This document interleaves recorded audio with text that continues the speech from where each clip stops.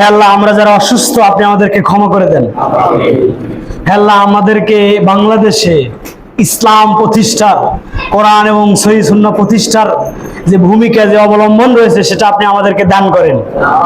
হে আল্লাহ, বাংলাদেশের সমসাময়িক পরিস্থিতি আরো কঠিন থেকে কঠিন অবস্থায় আমাদেরকে ধরে রাখার মতো তৌফিক দান করেন।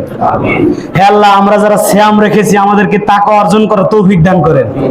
হে আল্লাহ, বাংলাদেশে আমরা যে সুদী জীবনযাপন করতেছি এটা থেকে আপনি আমাদেরকে হেফাজত করেন এবং এই সুদী জীবনযাপন ব্যবস্থা মুক্ত যেন আমরা কর্জে হাসানা, দান, সাদাকা এবং যাকাত ভিত্তিক অন্তত আহলে হাদিস যেন এই ভূমিকা রাখতে পারে, আপনি আমাদেরকে কবুল করে নেন।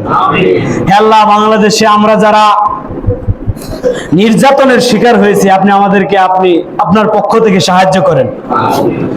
হে আল্লাহ, আমাদের একজন বোন, উনি চোখে দেখতে পারে না, আল্লাহ রমাদান মাস এই জুমার খুতবায় তুমি তার দৃষ্টিটা ফিরিয়ে দাও মাবুদ।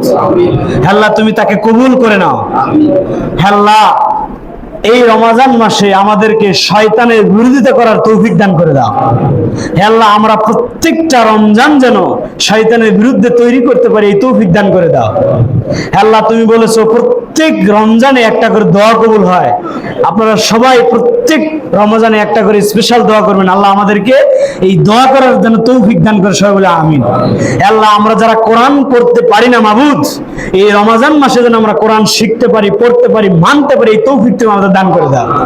আল্লাহ, ইমাম বুখারী রাহিমাহুল্লাহ মসজিদকে তুমি এই রমজান মাসে কোরআনের পক্ষে কবুল করে নাও।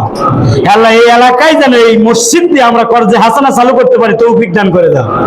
আকুলু কওলি হাযা আস্তাগফিরুল্লাহ আলী ওয়া লাকুম ওয়া লিসাইরিল মুসলিমিন ফাস্তাগফিরুহু ইন্নাহু হুয়াল গফুরুর রহিম।